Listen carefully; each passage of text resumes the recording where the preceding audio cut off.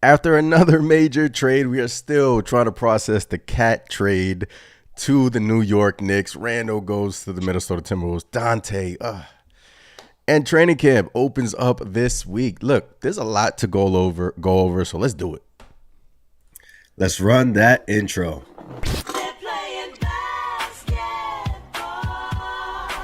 Basketball. You're listening to the Knicks Nation podcast, where we've got all your Knicks needs covered. Puts up a three. Bang! Bang! He ties the game! Now, live from the city that never sleeps, here are your hosts, Anthony and Chris. What's going on, Knicks Nation? I am your host, Anthony, joined by my co-host, Chris. This is episode 80 of the Knicks Nation podcast. The live streams are back every Sunday at 9 p.m. We are live talking Knicks, and what better way to come on here and talk Knicks than talking Karl-Anthony Towns and Julius Randle and Dante DiVincenzo after a major trade. It hasn't even been 48 hours yet, and I'm still trying to process this trade, but Chris, how are you on this Sunday evening? Appreciate every single one of you joining us here tonight. Strap in. Let's go. I feel good. Conflicted as hell, man. I still don't even know what to think about this thing. But you know what? I had a good weekend. You know, my daughter's birthdays and all that. So it was fun. And then the news obviously hit. But Ant, how was your weekend? How are you? How are you feeling, man? Weekend was good. You know, nice, quiet night when the trade broke down, and then I just couldn't believe it, and I'm still trying to process it. This is the most, like, in my opinion, I don't know how you feel, it's the most weirdest trade I've had to like process, because there's so many different avenues you can go, and it's like, personally, I like the trade. I'm starting to warm up to it. It's not even official yet, number one. We have a tweet from Ramona Shelburne that we'll get to in a second, but it's not even official yet, and media day is on Monday, and training camp opens up on Tuesday. So Cat is seemingly not going to be at media day, and the Knicks are probably not going to answer questions regarding the trade because it's not official. So I don't know. Where exactly do you want to start with this thing? Where do you want to start with this thing? It's a lot of avenues to go in. I mean, I think the timing of it all is just kind of weird in my opinion. I don't know if you have any thoughts on that, but I'll be honest with you. I didn't know about the trade until the morning after, and I was just in shock. Yeah. As soon as I got up, it was just, is this real? Did Julius Randle really just get traded for Karl-Anthony Towns? I thought I was still dreaming. Man. Do you find it weird? I mean, look, like you said, media day is literally starting, and what does this mean for training camp as well? You know, I mean, for both teams, really. It's going to be an adjustment. A lot of new things are going on right now with the New York Knicks. And, you know, that was like one of my concerns about the trade. Number one is that, you know, there's a lot of new things. I mean, like 40% of your starting lineup is new. So there's going to be an adjustment. And with guys coming in late, every day matters. Every training camp practice matters now. I mean, the Knicks are striving to win an NBA championship, and now Karl-Anthony Towns is on our team, and it's a whole different system. I know he's familiar with Coach Tom Thibodeau. They had their little riffraffs in Minnesota, but hey, put that aside now. I mean, he's a Knick. He's gonna have to adjust to Jalen Brunson. I'm excited to watch those pick and rolls, and you know, we'll get into all of the 3-point aspect. He's a great 3-point shooter, great catch and shoot 3-point shooter, great release. I mean, he's quick with his decisions too, but we'll get into all of that. This is from Ramona Shelburne. The Knicks Timberwolves Hornets trade involving Julius Randle, Karl-Anthony Towns, and Dante DiVincenzo is still on track, but not completed yet. The expectation is early this week, which means the players involved will not be at media day as camp starts to open on Monday. So they're not going to be here. And this is from Bobby Marks. This trade has a lot of moving parts. Because New York is over the first apron, they cannot take back more money in the trade and will need to send out an additional $8.8 million salary. Minnesota is over the apron and cannot take back more salary from what it is sent out. Enter the third team, Charlotte.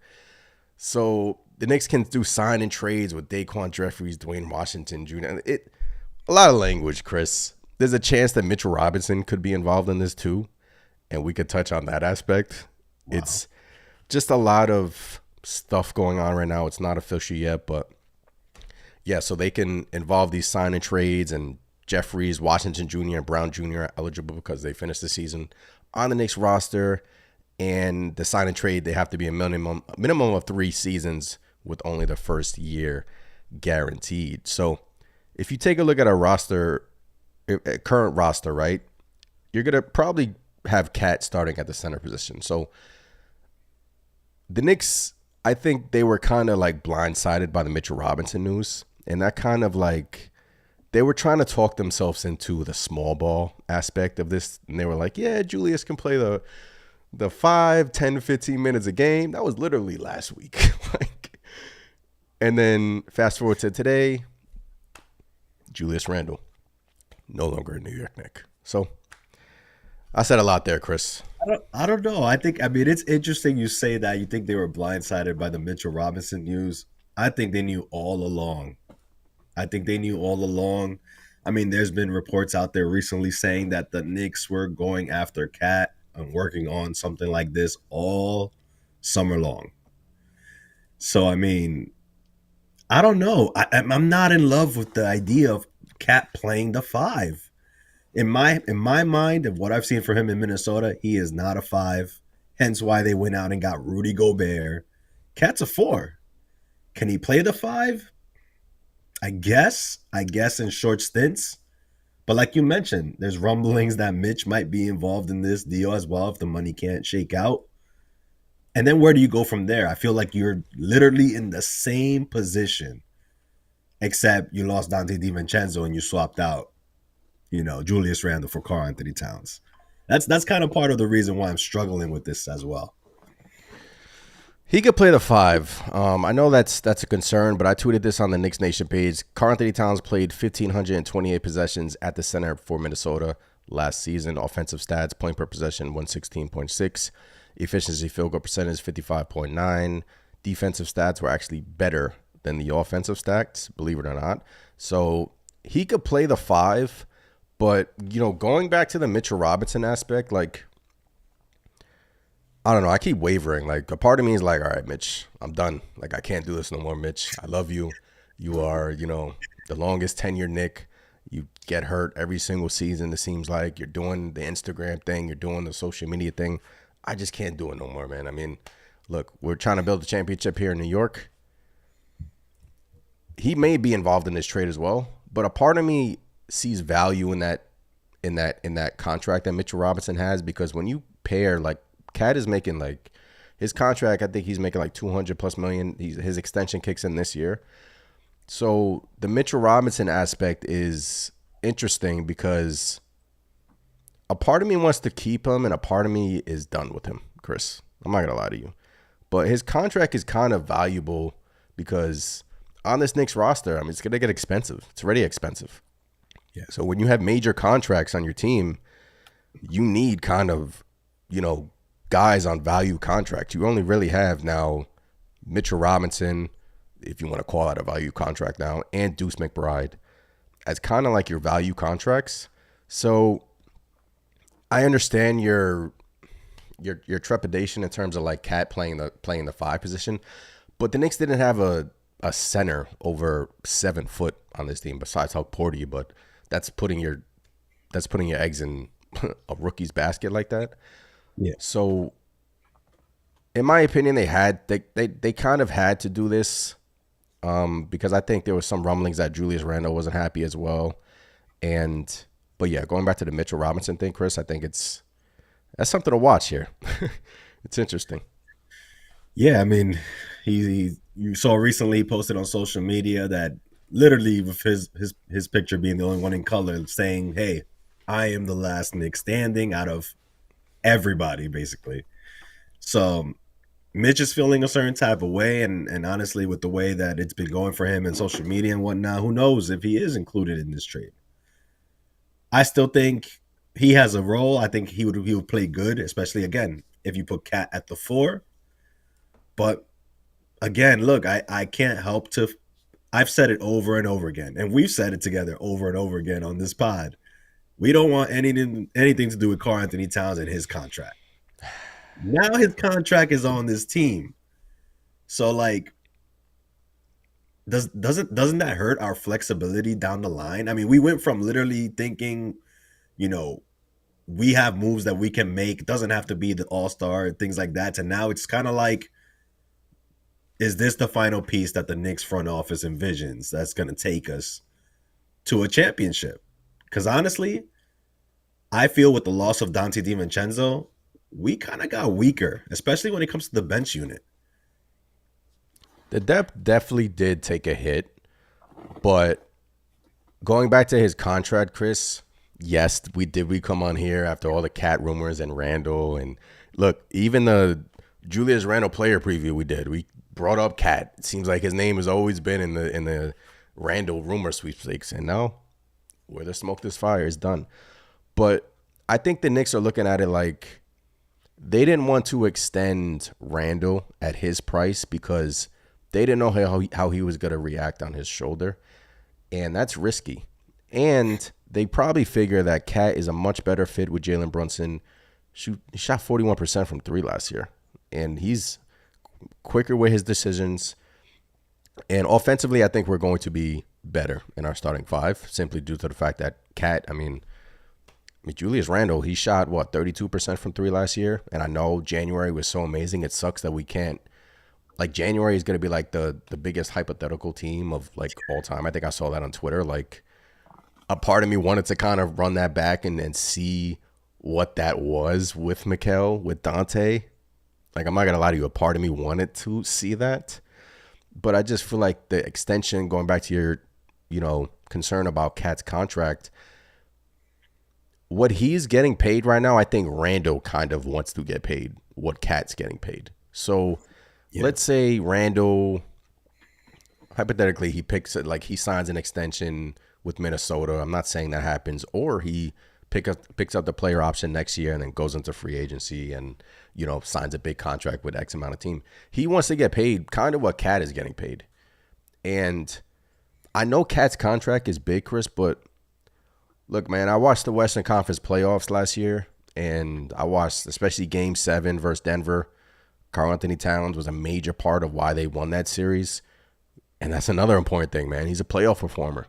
Game 7. He was shutting down Jokic in Game 7 in the playoffs. And with Randle, you always had that question mark about the playoffs. Like, it was always something. The ankle, the efficiency. Last year, the freak injury with the shoulder. So these are like the conversations the Knicks were probably having in the front office, and it's fun to have them. But, I saw a Cat in the playoffs last year just kind of like change his game and kind of like take the back seat to Anthony Edwards. And I know he has to adjust to Jalen Brunson, but I don't know. I saw a different Cat in the NBA playoffs. Can he be kind of funky? Can he be kind of, can he do like weirder things? Yeah. But he showed me something in the playoffs, Chris. He showed me something. No, yeah. I mean, all really good points. And not only that, I think last season was one of Cat's better seasons defensively, if not one of the best ones he's had defensively. So yeah. Good, all good points. And look, I am excited to see Jalen Brunson and Karl-Anthony Towns run the pick and roll game. Something that seems to be run against us frequently, whether it's, Maxey and Embiid or Jason Tatum and Porzingis, Jaylen Brown and Porzingis. We do have an answer for that now, which gets me excited.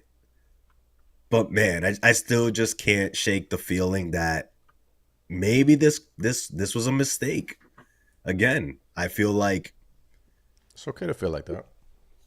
I just feel like, Dante's the loss of Dante DiVincenzo is huge, man. Do you think that's bigger than the loss of Randle, the loss of Dante? The only reason I'm harping on Dante so much is simply because I think Cat can cover the things that Julius brought for us outside of like, obviously Randle brings that toughness. He brings that bully ball mentality. Not to say that Cat can't be tough, but it's not at the level that Julius Randle brought it, Yeah. But scoring, being an all-star, obviously having one of his better defensive seasons, I can see good things as far as Cat fitting on both ends of the floor. But I just feel, again, the bench, which was one of our problems last year, when people went down with injuries. You're losing Dante DiVincenzo, he was a sniper, man. He was a sniper for us. He played well off of Brunson. And even in games when Brunson wasn't out there, it was Dante DiVincenzo who was carrying this team to wins. So I hate to lose him, man. I hate that we lost him. Bodega in the chat says this was mainly a business move, and then Coach Tally says we could have lost Randle for nothing. So I get it. Yeah, we could have, man. Say we go into the season, Knicks, Randle has a okay season, great season, that declines his player option. He's a free agent. I mean, you can kind of work on signing trades, but you could have lost him for nothing too. So Knicks have kind of, in terms of like guys that have been up for an extension, I mean, quickly, Randle, they're all gone. So if the Knicks don't extend you, they're probably going to trade you. And that's business, Leon Rose thinking ahead, thinking ahead. So, but, yeah. I was just going to throw in there as well. Look, we all know the history between Karl-Anthony Towns and Thibodeau, Yeah. I mean, look, they can say nice things about each other all they want while one is in New York and one is in Minnesota. But now they're back together again, and how is that going to shake out? Is it going to be more of the same where Towns doesn't want to be coached up and Towns says, hey, Tibbs, you're too hard on us? Does history repeat itself? Because, again, I know we could lose Julius for nothing. He could walk, all that stuff. But one thing that you never questioned was Julius Randle's work ethic and what he brought to this team and how much he wanted to be a part of this team,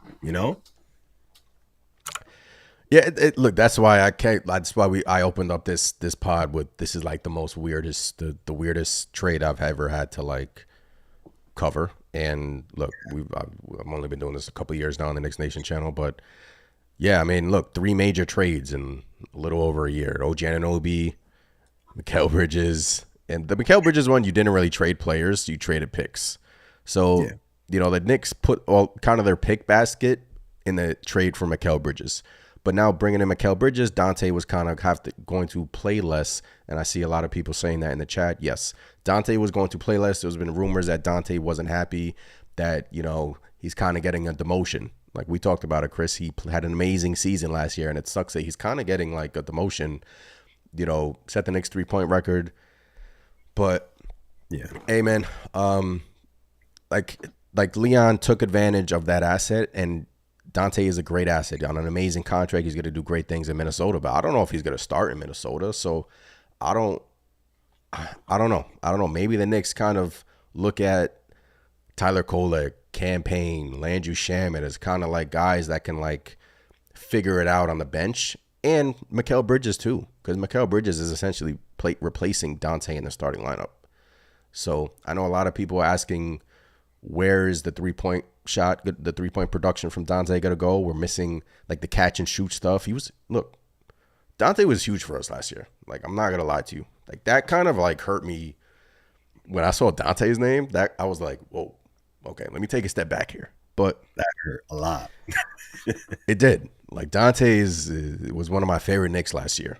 But, from a business side of things, I don't know if there was things behind the scenes. I don't know if Dante was maybe like, look, I don't want to deal with this. Like, the Nova thing is cute and everything, but I don't want to deal with this. Like, I should be starting. Like, I don't want to come off the bench. So I don't know. Like, that's the things behind the scenes we don't see. So maybe that has something to do with it.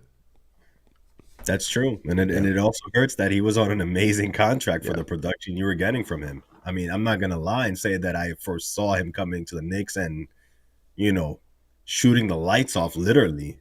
But that's a tough loss in my opinion, because that hurts the bench. We went from thinking, Dante DiVincenzo and Josh Hart were going to be coming off the bench, two dudes that were capable of starting, that showed they could start, to now Dante DiVincenzo's no longer here, and it's being projected that Josh Hart might be in the starting lineup at the 2 spot, which I'm not crazy about either. Yeah, we can get into that a little bit. I can ask the chat, like, who would you rather start, Deuce or Josh Harper? We'll get into that a little bit. But I wanted to get to this graphic. So this is from Shah X NBA on Twitter. Big selling point for Cat over Randle is that the average second per touch, average dribble per touch, Randle 3.15 seconds, Towns 2.13 seconds. Both are elite, but one needs the ball to be elite. The Knicks continue to surround Jalen Brunson with players that have high level off-ball skills. So Cat makes quick decisions. He's a good catch-and-shoot three-point shooter. I have a graphic here, by the way. Best pick and pop screeners. Karl-Anthony Towns. Percentage of pick set 5.7, and he is 56% three-point shooter when setting the pick and roll, pick and pop. So those Jalen Brunson, Karl-Anthony Towns pick and rolls, those OG Anunoby Towns pick and rolls, those Mikal Bridges pick and rolls. The offense is going to, I think, be okay. Like, we're going to be fine. We're going to be a great offensive team next year. So what do you think about, when you see this stuff?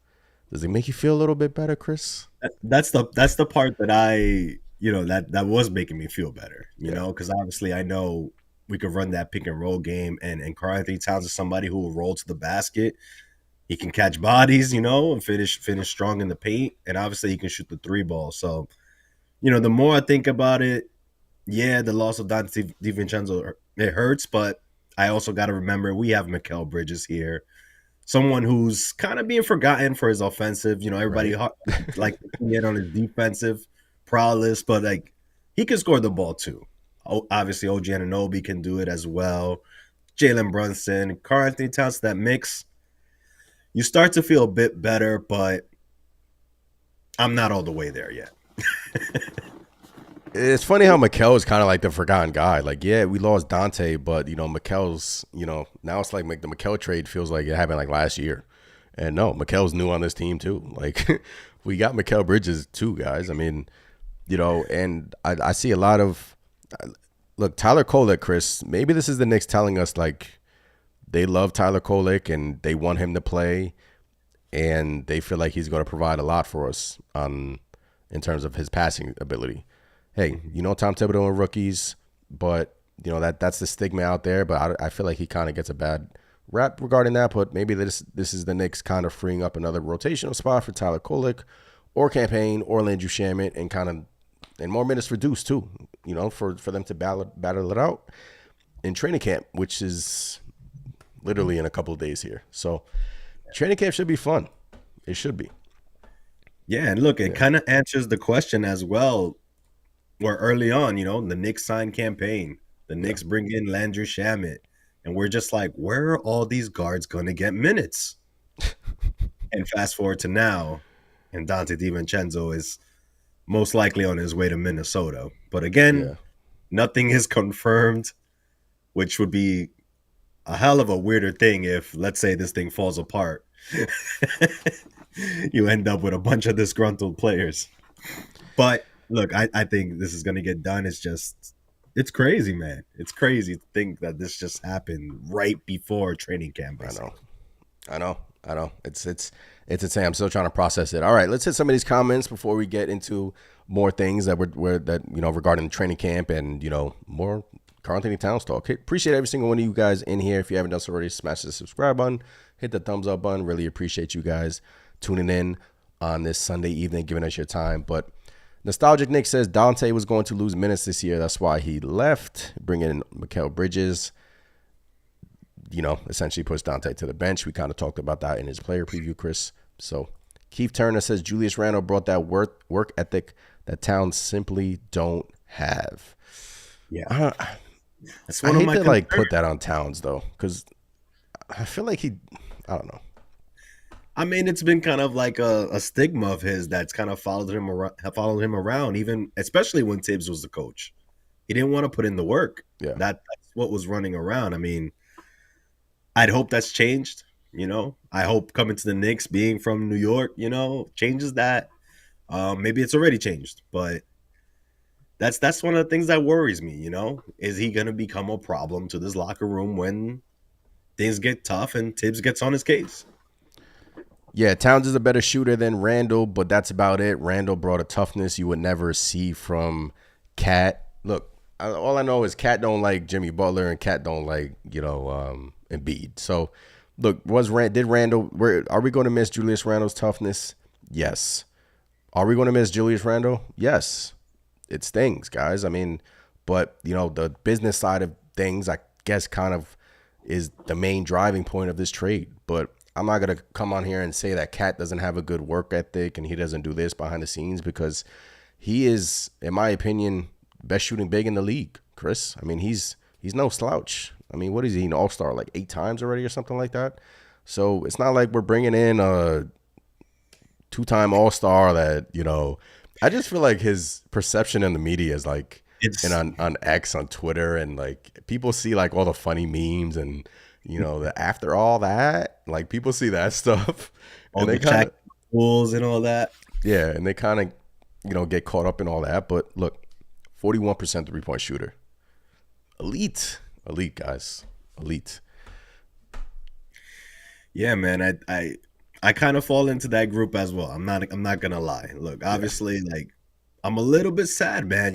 Like Julius Randle just went from getting a court, named in his honor, to being traded like 24 hours later, which is nuts. That's nuts. And shout out to Randle for that, though. And again, I can't help to think and go back to that January where Julius Randle looked like a completely different person next to OG Anunoby, and looked like he was going to be not only an offensive powerhouse, but a little bit better on the defensive end too. So, I mean, do I think the Knicks could have won if they ran things back and had a healthy Julius Randle? I really do think so, man. But it sucks that it sucks that Julius won't get the chance to try to win here in New York.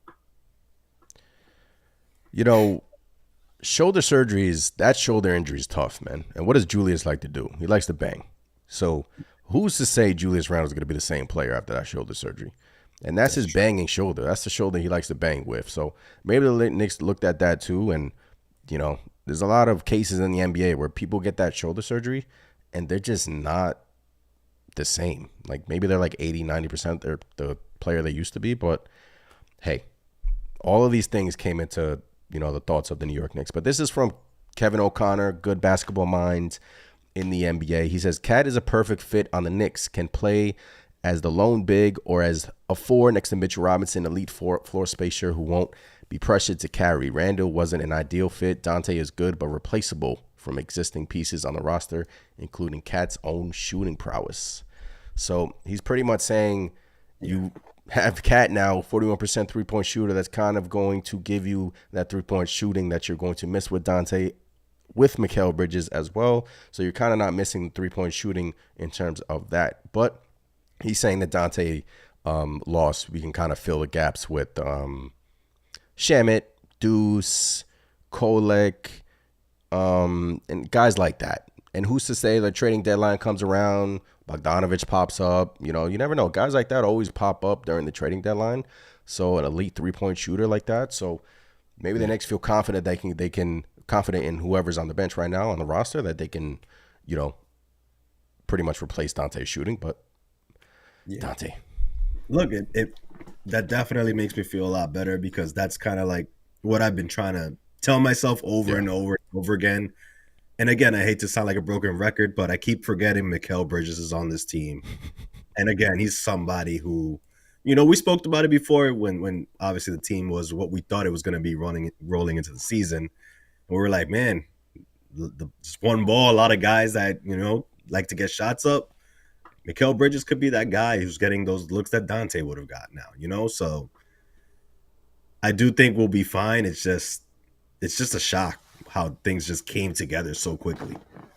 A lot of this offseason was the Nova Knicks crew, what is it going to look like? And now, they're still there, but not the Nova Knicks crew we thought was going to start the season, at least. It's funny how we never got to see the Nova Knicks, although, Bridges is on the team and Hart and Brunson, those guys obviously are Nova guys, but it just shows you that the Nova thing was cool and everything. And, hey, it is what it is, man. I mean, it's It's more of like that fan talk. Like we talk about that. The media talks about the Nova Knicks, but inside the room, people, it's all business. Nova Knicks are all cool and everything, but Mikal even said he's excited to play with OG Anunoby. He said he's excited to play with Julius. I'm sure now he's excited to play with Cat. But so yeah, regarding that, the Nova things it's all right. We still got some Nova guys on the team. No, yeah, for sure. Look, like you said, it's all business. And look, when you do look at it, the full picture at least, Cat does fit what a modern NBA team is. You see what Boston has done when they added KP there. You see what OKC is doing when they got Chet Holmgren and guys like that stretching the floor for them. That's just the way the NBA is moving. And look, I'm sad. Yes, Julius Randle is gone. I wanted him to be a part of it. It's no secret there. I've been lobbying for him all off season. But Cat fits that mold of a mobile big that can do a little bit of everything, and he is the best shooting big. So I'm excited for that. But just shocked. Yeah, and look, I feel like the Knicks are kind of. I said this when I went live when the trade went down. I feel like they're kind of set up to beat Boston even more now than before, because they're kind of molding their team sort of like Boston. You have that stretch big in Porzingis. Now you have that stretch big in Cat. Al Horford does some things with them. And, you have the two wing players in Brown and Tatum. You have OG Anunoby and Mikal Bridges. We have Jalen Brunson, Hart, and they have, Drew Holiday and Derek White. There you go. So we're kind of molding our team to beat Boston. But yeah, like you said, that's kind of where the NBA is kind of going. And I feel like this offense is going to be amazing. Like I truly do. Those 41% three from Cat. I mean, those times when Jalen Brunson's going to be driving in the paint and Cat's going to be on top of the key, or he's not really a corner 3-point shooter. That's not really his game. He actually shoots less from corner three than he does from, farther out, which I found interesting. But yeah, it's just like we can talk ourselves into it's a better fit, but it's honestly like we're just gonna have to see it. I'm really interested to see how the Knicks are going to mix and match their bench. You can say their depth, now it took a hit. You can say that because losing Dante, look, we have one of the best starting fives in the NBA, yeah, but we don't know what Kolek is. We don't know if Campaign can sustain, heavy minutes. I mean, he's a veteran. I'm not worried about Campaign, but like we don't know if Shamit's gonna come in and do his job and maybe kind of. I don't know. I've been looking at Shamit highlights. I'm not saying that he will replace Dante. I'm kind of like talking myself into Landry Shamit, but that's a whole nother conversation. I know he's like bounced around a lot, but this is, the depth, Chris. I mean, it did take a hit though. Yeah. Which brings us back to Mitchell Robinson.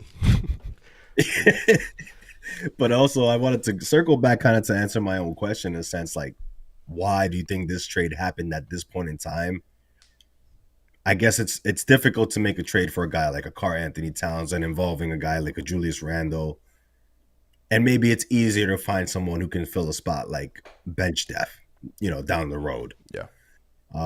Also, I'm starting to think like maybe they did this early so that guys can figure it out earlier in the season and not midway through when you're trying to kind of cement yourself in the playoff picture. So just circling back, kind of answering my own question, the more and more I process things, the more I like it, but still sucks, man. Still sucks. Part of me is just like, man, Julius came here when we had nothing, started this whole thing. Doesn't really get but it's business. I got to keep reminding myself that it's a business.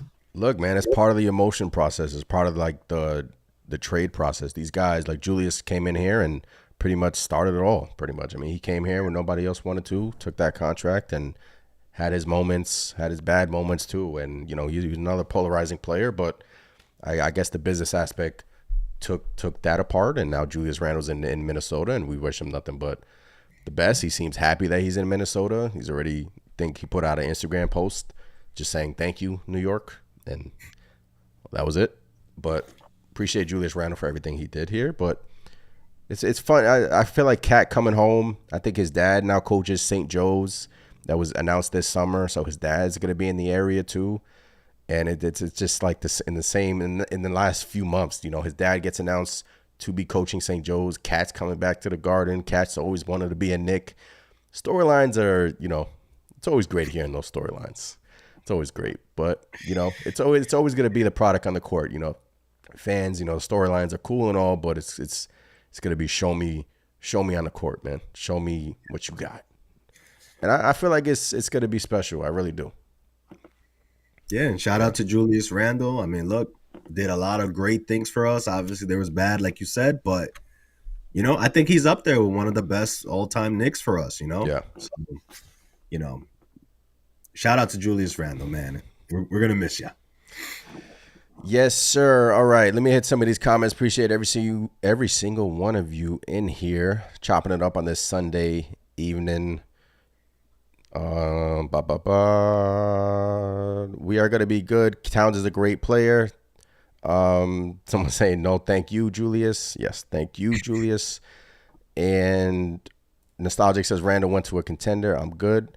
I'm calling it now. Shamit will be a great value Devo. So, Shamit. I'm just Can saying. you talk yourself into some Shamit? No, I can't. He shot like 30% from three. I mean, look, you could say he was on the Wizards, but you could say, nobody was guarding him either. No, that's kind of harsh. I mean, maybe. You can't talk yourself into it. I'd rather see Kolek, getting that time. He will. Tyler Kolek will. And I've faith that Kolek, he's gonna have a good rookie year. Watch Tyler Kolek. Maybe this is opens up free time for Tyler Kolek. All right, kind of reset the room a little bit. So the trade is not official yet. The Knicks are still trying to work out some kinks. They have to get a third team involved, possibly Charlotte. So it's not official. These guys are not going to be at Media Day, which is on Monday, which is tomorrow, depending on when you're listening to this. Training camp opens up this week.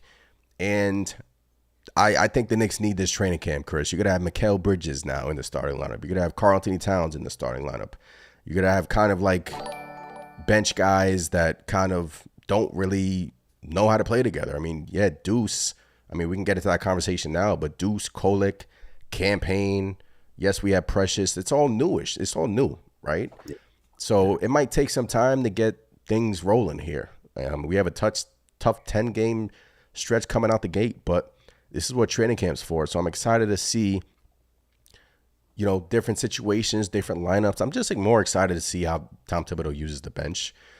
And I'm excited to, obviously watch Cat and Jalen Brunson work because I think that's going to be special. But look, it's this week, guys. I think the Knicks literally play next weekend. I'm like, it's crazy to say. We're going to have Knicks basketball next weekend, preseason basketball. And we play the Celtics in like 3 or 4 weeks here. And, everything is new. Cat, Mikal. Are you concerned? The one thing that I was concerned with, Chris, is that making this trade, you kind of broke up the juju. You kind of broke up the specialness that we had last season. The great moments, the chemistry, the familiarity with one another. You kind of broke that up. So I'm concerned that it will take some time to get adjusted to these new players. And that was kind of like the one thing I was kind of like, why break that up? But I don't know. We're building something. I trust Leon. Has Leon Rose given you a reason not to trust him? Well, that's the thing, right? That's the thing. Most of the moves the front office has made, Leon Rose and company have, for the most part, been amazing. Yeah. So, no, I don't really have any reason whatsoever to kind of poo-poo this trade. But, I think, again, that's why they made this trade when they made it. Give them, somewhat of a training camp. Exactly, right there. As Rex is saying right here, OG and Precious never had a training camp. LOL.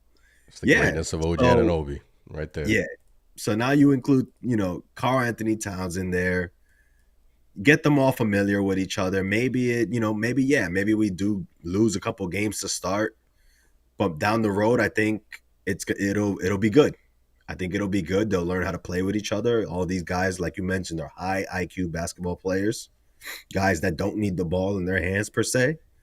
So I think we'll be all right. It's just a lot of unknowns right now, because for these guards now, Campaign, Tyler Kolek, Deuce McBride, we're gonna see obviously a lot of combinations that we haven't seen before, possibly. And it's kind of like, what do you see changing on offense? What do you see changing on defense? Do you think Tibbs kind of scraps what they were doing before and just look? I'll be real, with adding Karl-Anthony Towns to this team, I feel like you got to change the way you play almost. I don't feel like you need to, simply due to the fact, like, I don't know. It's a good question. Like, do you change the way you? I don't think that guys are going to change the way they play, because I think you have guys that are unselfish. You have OG Anunoby that it literally, like, someone said in the chat, I think it was, he didn't need a training camp. I mean, OG 26 and 5 with OG Anunoby or something like that. Yeah. Fit in like a glove. Didn't need a training camp. So I think the Knicks have kind of surrounded their teams with guys with high basketball IQ and that can play the game the right way. Mikal's like OG. I feel like Mikal's going to have the kind of transition like Obi. He's not going to, change his game, sort of. He's kind of, he already did that in Phoenix. Like, I feel like we're going to get the Phoenix version of Mikal Bridges, like we said in the player preview. But in terms of, I think the adjustment for Cat is going to be the one that I'm going to be intrigued with the most, because he did play with, Anthony Edwards. He loved to ISO a lot, and he should. He's like the best player in the NBA. So he played with Cat. So he already played with a guy who handles the rock and can score. So, yeah. But Anthony Edwards and Jalen Brunson are two different players. So I feel like it's going to be an adjustment. It will for Cat. So, but yeah, that's what training camp is for. In the event that Mitch is still a Knick, I think it also bodes well for having Cat as well, because he showed that he can play alongside a guy like Rudy Gobert, who you could say Rudy Gobert has somewhat of a mid-range shot, but I see him more in the mold of a Mitch, where it's lobs and 2 feet from the basket, basically, type of deal. So yeah, I'm starting to warm up to it a lot more. All right, someone in the chat said, can we bring up the 3-point percentages on the possible starting 5? So if the New York Knicks decide to start Deuce McBride in their starting lineup, so you would go with Jalen Brunson, Deuce McBride, Mikal Bridges, OG Anunoby, and Karl-Anthony Towns. Towns shot 41% from 3. OG Anunoby, I think, shot 39% from 3. Mikal Bridges, I think, shot 38% from 3. Brunson shot 40% from 3, and Deuce McBride shot 41% from 3. That is a 3-point lineup of death. Like, that's lethal. That's kind of 5 guys that can put the ball in the basket at all times. So if you want to go with that lineup, or there's been like people on Twitter saying that they rather start Josh Hart. So obviously Josh Hart, had his moments in terms of his 3-point shot. When he came to New York, he shot 50% that half the season. Last season, he took a step back. Playoffs, he's a different animal in terms of shooting the 3. So yeah, Knicks have a lot of guys who can shoot the 3 at a high rate. It's just now that's going to be another question in training camp. Who do you start, Josh Hart or Deuce McBride? I almost feel like you kind of have to go Josh Hart, simply because you got Jalen Brunson, Mikal Bridges, OG Anunoby, Karl-Anthony Towns out there kind of masking his, if you want to call it, lack of offense, right? And by lack of offense, his 3-point shooting. But we all know Josh Hart likes to, push the pace, finishes strong at the rim, does other things that can help. And then you leave a Deuce McBride out there with the second unit and leave that firepower there to kind of balance things out, in my opinion. I don't think we need more firepower per se in the starting lineup, but I mean, yeah, I think I would lean to Josh Hart being in the starting lineup. It's a conversation. I think Josh Hart has the edge right now, but it is a conversation because Deuce started with Jalen Brunson, and that lineup was tremendous. But like you said, do you think we need the firepower like that? But who says that lineup? You could see that lineup a lot. But I think Josh Hart is, I think he thrives in whatever role you want to put him in, on the bench, in the starting lineup, wherever. But like you said, I feel like we missed Josh Hart coming in off the bench last year. So it's tough, man. It's tough. It's tough. It's a conversation, man, for sure. That's definitely the tough part about it is like, you want that energy from Josh Hart off the bench, Yeah. So that's the tough part. Yeah. And, going back to the Mitchell Robinson situation. So a lot of questions in the chat. Mitch is gone, bro. I think the Knicks there was a report yesterday that came out that the Knicks are taking calls on Mitchell Robinson. We talked about it a little bit, about his contract being kind of sort of valuable, and you need those contracts to kind of make your next moves. Or maybe the Knicks in the front office are kind of like done with Mitchell Robinson. They're like, look, this guy's hurt all the time. We cannot bank on Mitchell Robinson coming back. Look, they're saying January, Chris, but what if it's February? Like, what if it's further than that? It's a question mark for sure. But the reason, a part of me wants to see Robinson on this team with Cat, because we kind of saw it with Gobert in Minnesota. And Cat really thrived at the 4 in Minnesota. He kind of like took a step forward in terms of like his role in the playoffs, especially. And I feel like Cat can adjust to being the 4 and having another big down low. Now, if the Knicks decide to trade Robinson for another big, then okay, that's a different story. But a part of me kind of wants to see Mitch with Cat. I know it's kind of like, I don't even know if we're ever going to see that, but I don't know. Because like you said earlier, Cat at the 5 is cool. He's done it. He's had good seasons at the 5. He can hold his own. The thing about Cat is he gets into foul trouble a lot too. So could be a little bit, that's his bugaboo, the foul trouble with Cat. So I don't know. He makes some plays where you just, why did you foul there? Why did you step up? Why did you even try there? But look, that's our problem now to deal with. I mean, I would like to see Mitch and Cat together, because look, I know Mitch is not Rudy Gobert per se. I mean, defensively, obviously Mitch is a beast, but you can't expect Mitch to do what Rudy Gobert does out there, right? But I do think there's a potential where those two guys can gel, and maybe gets Mitch more involved in the offense at times when, Cat kind of, demands a double team or something. Maybe Mitch just rolls to the basket, gets an easy dunk, something like that, kind of similar to what we saw in Minnesota. But again, we won't know, because we really don't know when we're going to see Mitch on the floor again. I mean, right now they're saying December. And sorry to cut you off, but yeah, I mean, there was times where Cat and Gobert, he's like an underrated passer. Like, I know he's not like this great passer, but there was times where he and Gobert had good chemistry, and Cat would get him on those lobs. And we all know Mitch Robinson needs to get more lobs involved in this offense. So, that's kind of like a part of me wants to see that, but I mean, who knows at this point with Mitchell Robinson. So, yeah. It's true. I mean, it's, again, Mitch is hurt. What we were hoping wouldn't happen, and it's the same old with Mitch, it seems, right? Yeah.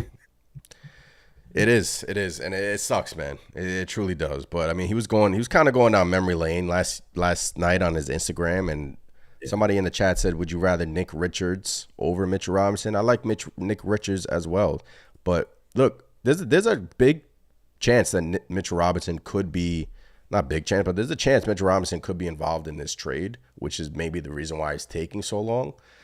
So there's a lot of options where the Knicks can go. Nick Richards, Kessler's name has been linked to the Knicks. I think that ship has kind of, well, I'm not going to say it's sailed, but there's a lot of different avenues the Knicks can go in.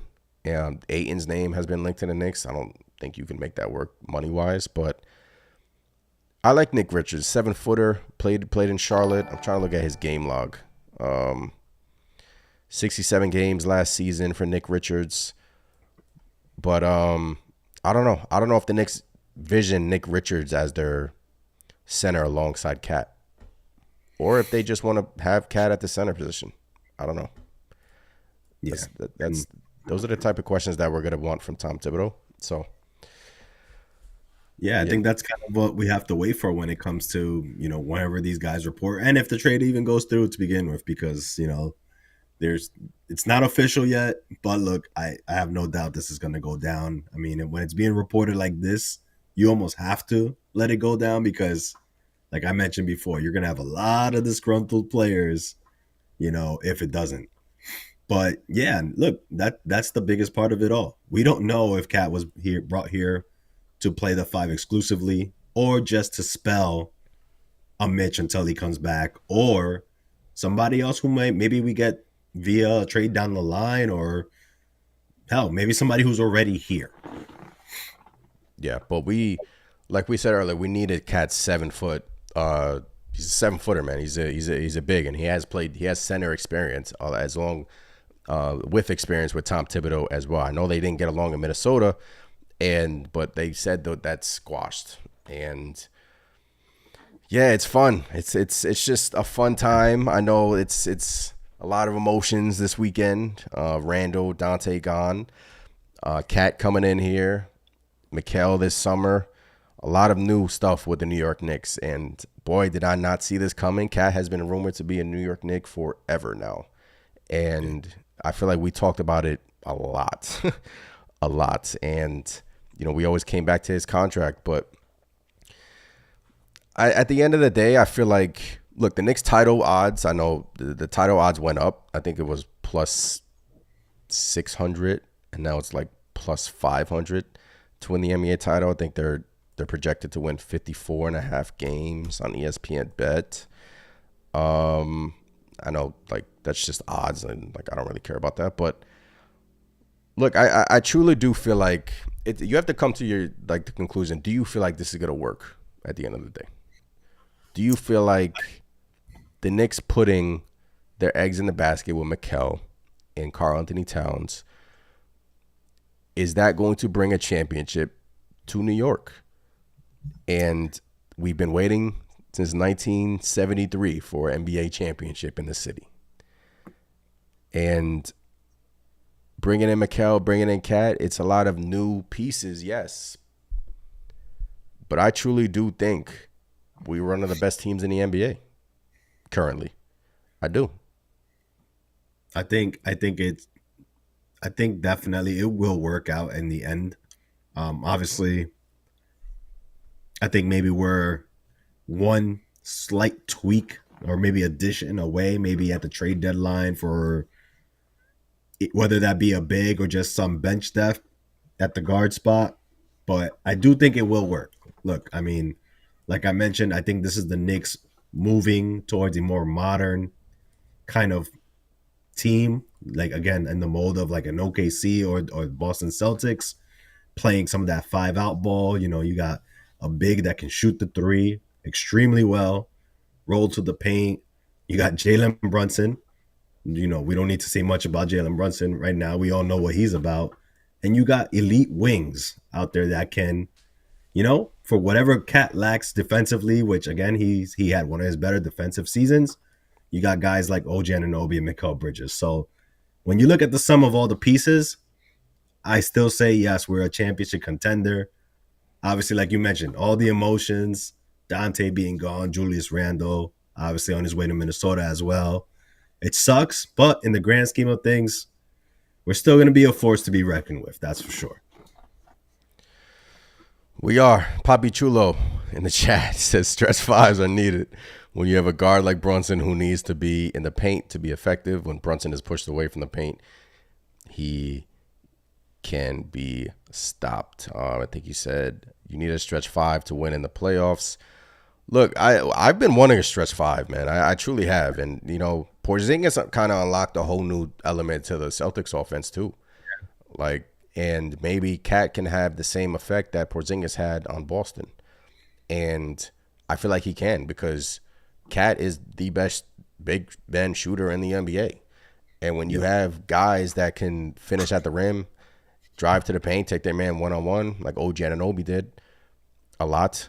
That game versus Indiana where he got hurt. just balling. I mean, incredible game. When you have Cat kind of lingering around there at the 3-point line, you got to stay with him. If not, 41% 3-point shooter.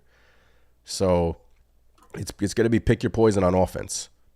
Defensively, maybe the Knicks can kind of put Cat with Precious or Cat. Somebody said in the chat that Cat is now going to be surrounded by, OG Anunoby and Mikel, so it's going to help him. But the foul trouble is a concern with Cat. He kind of does these dumb fouls at times, kind of makes you scratch your head. Yeah. Times in the playoffs where he gets into foul trouble a lot. And if he's going to be our starting big man, we kind of dealt with that with Mitch, right? With the foul trouble at one point, especially Hartenstein in the playoffs with the foul trouble at one point where he couldn't guard Embiid. Absolutely. Yep. So it's going to be an adjustment, but I feel like he can get through that. And to top it off, he's an 87% free throw shooter at the line.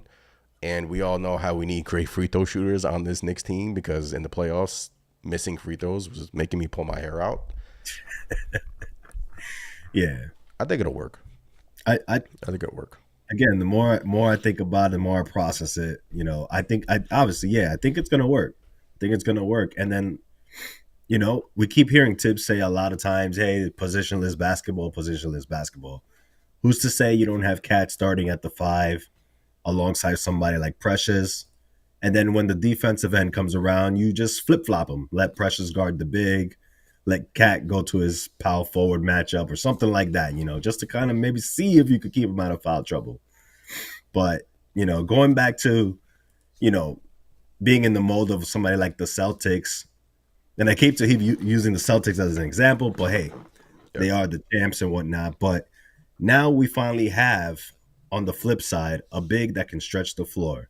So now instead of it just being Porzingis taking Mitch out there and just isoing and shooting a 3, now we can do the same to other teams. So now we get to get Porzingis out of his comfort zone. We get to get guys like a Chet Holmgren out of their comfort zone, bring them out, and that just frees up the driving lanes for everybody else. So that's going to be another weapon that we're adding to this offense that, honestly, I thought our offense was great already. And it's just, the more I think about it with Cat, it's going to be deadly, in my opinion. It is. It's going to be fun. New Knicks team. Not new Knicks team, but, 2 new pieces in the starting lineup that are new. And, this week is going to be important. These next few weeks are going to be a major importance to this New York Knicks team. And this is why training camp is very vital. I know OG came in here and didn't need a training camp, like we said earlier, but the Knicks also waived Marcus Morris in this deal, which I kind of was like, damn, I kind of wanted Morris to make this team. But they kind of waived Morris. Look, the trade isn't it's not official. It's not official, which is kind of crazy. We brought up the graphic with Ramona Shelburne. I'll put it back up in a second. But Marcus Morris, part of me wanted him to kind of be a New York Knick and kind of have a redemption. Not a redemption, but, be on the team. He was back like he never left, and now he's just not here at all again. So I think it sucks, man. I kind of hope that somehow we can get him back in here because I mentioned losing Julius Randle's toughness, and what better guy than Marcus Morris Sr. to kind of replace that, right? Yeah. I think that'd be the perfect guy to come in and replace that. But I was bummed out to see him waived, but I'm assuming, again, this has to be due to Cat's contract, and they're probably not going to be able to even sign anybody else at that point in time once news broke out that Cat was on his way to New York. Brunson takes that discount a few months ago. Then a couple months later, Cat comes to the New York Knicks. Is that kind of like a conspiracy a little bit? Does Brunson know some things? You can't help but think that, right? That's huge now. That discount is huge. Yeah, I mean, look, I have a hard time believing I think Brunson is as glued into that front office as anybody else, man. He's the man. These guys are like, it's literally family. So I gotta say, man, he had to know something. Had to know something. Yeah, and this is the tweet from Ramona Shelburne, pretty much just saying that the trade isn't completed yet, and then we have this big Bobby Marks tweet that I think I lost it, but yeah, this is the tweet that I tweeted with Karl-Anthony Towns playing the center position. But you have to figure that Brunson is as connected with this Knicks front office than anybody, and I don't know. There was a report, Chris, that came out. I guess we can talk about this for a second. That Dante wasn't too thrilled about the Nova thing, and Dante wasn't too thrilled about. I mean, we kind of talked about it a little bit, but Dante wasn't too thrilled about losing his big role that he had. And I don't think Dante was at Mikal Bridges' press conference when he got introduced. Now he had a baby this I think a few months ago. So I'm not saying, he was not there on purpose, but congrats to Dante and his family for having a baby. But it just felt like Dante was kind of like that no BS guy. Like, yeah, like I'm not taking a part in this Nova thing. Like we played together, but I'm just kind of gonna do my own thing over here, and while y'all do this thing over here. And maybe the Mikal thing kind of rubbed him the wrong way, and he felt some type of way about it. But look, Minnesota was one of the teams that were interested in Dante last year. He was rumored to go to Minnesota as well, and now they got him. And I feel like he's gonna do big things in Minnesota. But with Randle too, I think there was a rumor that Randle wasn't too fond of like the Nova thing and the taking less money and all that stuff. So I don't know. I guess we'll never know. The truth shall come out, like Julius Randle said on his Instagram. What is the truth, Mr. Randle? Look, I don't know. To me, that's a lot. Those are a lot of hypotheticals out there. I've said it in the pod before. Like, I didn't foresee there being a problem, with Dante going back to the bench, especially when it was Mikal Bridges taking a spot. These guys are all boys. Obviously, I'm sure they all want to be starters, right? I mean, that's what you want to be in the NBA. You want to be a starter. You want to contribute to winning basketball. You want to win an NBA title. I felt like all these guys, and Dante included, they had the bigger picture in mind. Yeah. So it's still hard for me to believe that he was going to cause a ruckus over his minutes or not being able to play or be a starter per se. I don't buy into that too much, and that's just how I personally feel about it. I just I feel like, especially if you're gonna have a problem with your boys that you've had success with, I feel like that's something they would have squashed themselves and gotten over, in the locker room. I don't think that would have became something public. I just think that's hypothetical. Yeah, and look, a lot of people Brunson. Remember, Dante was brought in here to be a bench player, to be on that bench, and Quentin Grimes just couldn't get his stuff together in the starting lineup, and Dante pretty much took over that role and ran with it and had amazing moments, one of the best moments in Knick history in Madison Square Garden. So, look, I guess we'll wait to find out what Jalen Brunson has to say about Dante leaving and all of this during training camp and media day and on Monday tomorrow. So it's just gonna. I know they're not really going to talk about the cat trade because it's not official, but Randle's not going to be there. Dante's not going to be there. So it's not like the trade's not official yet, but it's not like Randle and that'd be weird if Randle and Dante were like they had to show up for the Knicks media day, but they're not going to be there, and Cat's not going to be there. So that would be weird. And circling back to the whole Brunson thing. I mean, I think he knew in a sense that the front office was going after another piece. I'm not saying he knew it was going to be Dante that was going to be out, or even Julius at that. Because, I say family is running that. It's literally his family running that. I know he's plugged into it. Did he know the intricacies of it all? No. Hell no. But I still think he knew something was coming. So I see a lot of rumblings in the chat about. Yeah, I see it too. I'll bring it up. Sham said that it was originally the New York Knicks were trying to add Mitchell Robinson with Julius Randle to go back to Minnesota, and Minnesota wasn't. They didn't like that. They were like, no. And then the Knicks brought Dante in the table in the trade discussions, And then Minnesota kind of pushed the trade over the edge. C Nash in the chat, not sure if you're connected with anyone, but he says Brunson only knew Randle for Cat. He was dumbfounded over Dante, and he's not happy at all. So take that with a grain of salt. We don't know if C Nash is connected, but with Jalen Brunson, but I would assume he would not be happy because look, for the same reasons we were all surprised. It's like one thing Julius Randle gets traded because obviously we knew his contract extension was out there and things like that. But look, we literally thought every single Nova Knick, Dante, Mikal, JB, we thought those guys were bulletproof. They were not going anywhere. Yeah.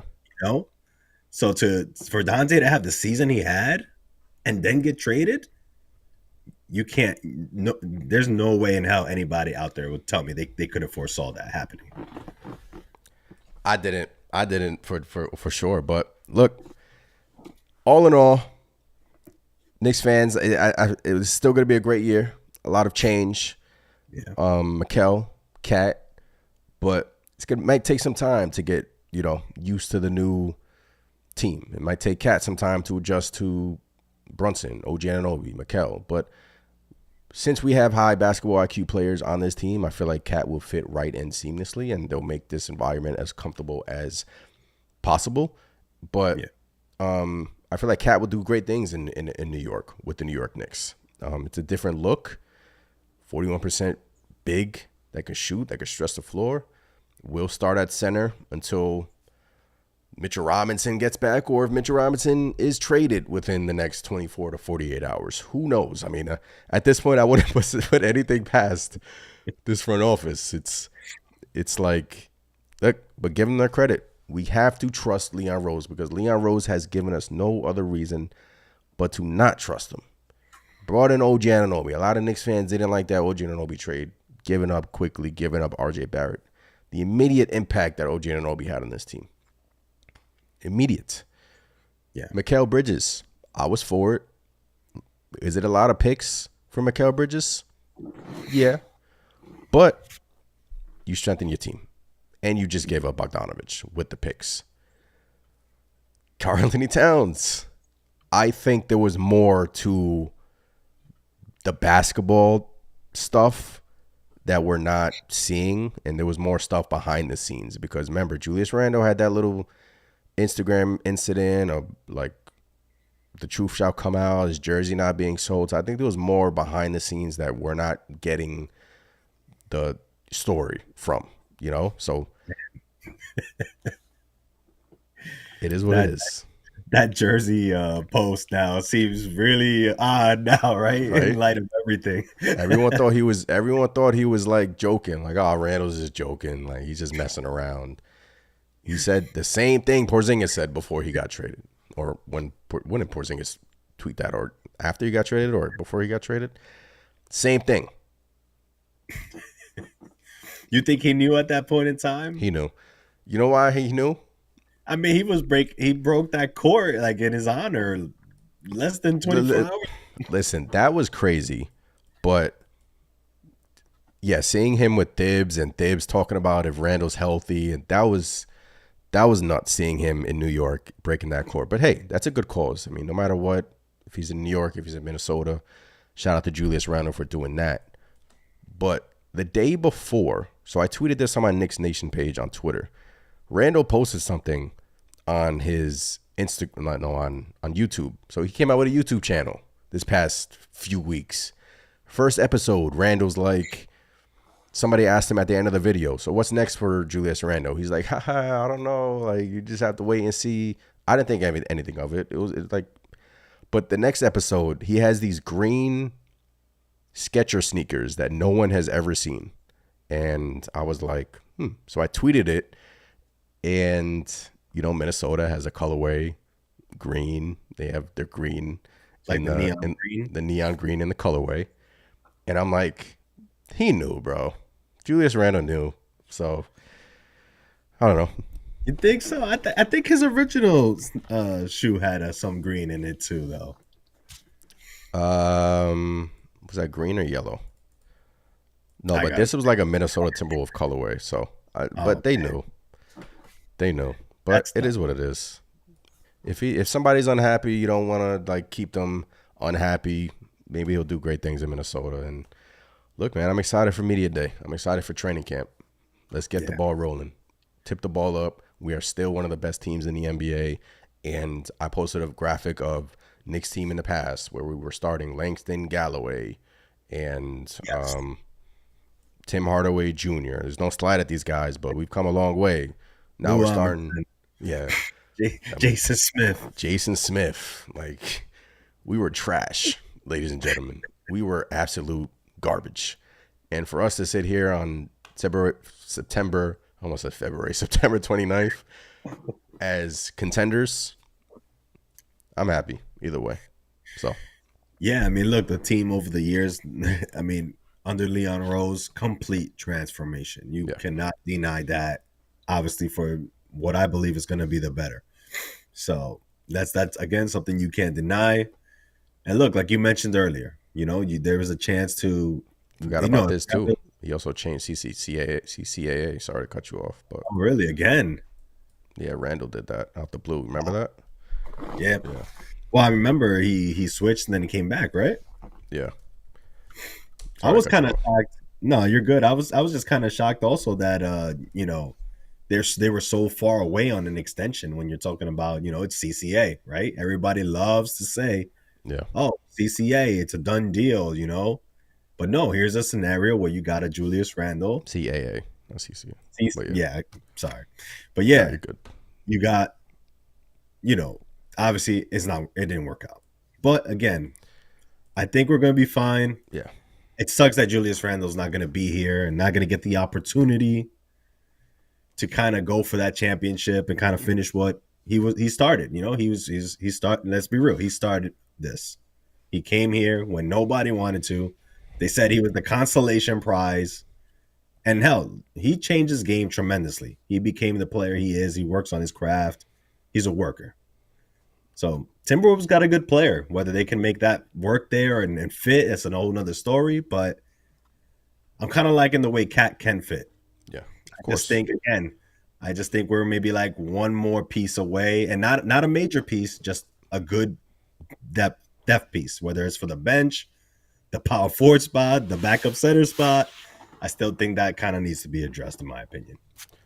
And I have nothing but trust in Leon Rose that he will address that. Chulos in the chat says, and I cannot question Leon Rose and his front office staff. Knicks might have the best analytical staff in the NBA. Taking role players like we did last year and turned it into gold is something special. So Dante DiVincenzo turned into an amazing player for this team. Knicks finding these hidden gems, and I have faith that this bench, the depth on our bench, and maybe they believe in Kolek, maybe they believe Shamet can take some of that role. Campaign, they are going to figure it out, and I have faith in this front office. So injuries were the main culprit for our team last year. It wasn't like play on the court. It was just injuries. We didn't really get to see the full thing. And we were doing that without Julius Randle. One game away from the Eastern Conference Finals. If OG Anunoby stayed healthy, we would have made it to the Eastern Conference Finals versus the Boston Celtics. So now you bring in Mikal, now you bring in Cat. Let's go, ladies and gentlemen. I'm happy. Yeah. I'm happy. So, yeah, man.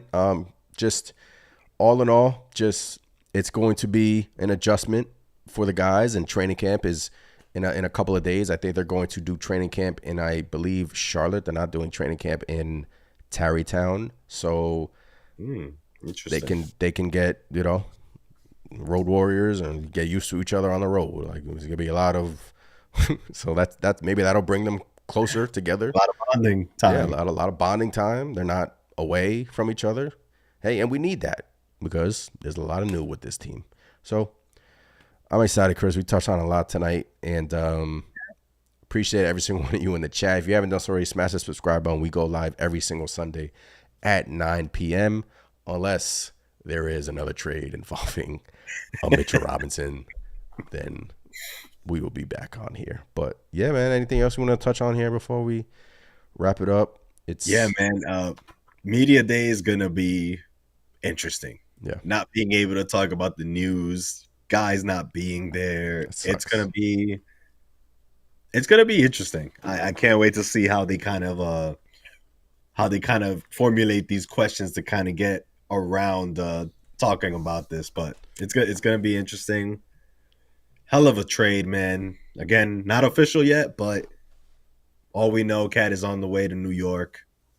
Julius Randle and Dante DiVincenzo on the way to Minnesota. So, yeah. What a trade.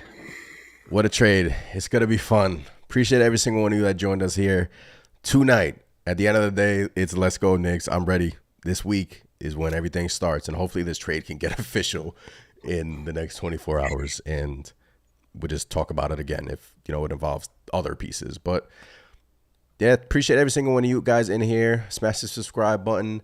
Support the channel. Knicks content coming all season long. I'm Anthony from Knicks Nation. I'm Chris. Catch you guys next time. Thank you for giving us your time. Appreciate every single one of you. Sorry, Chris. I know you wanted that. Peace. Peace. Peace.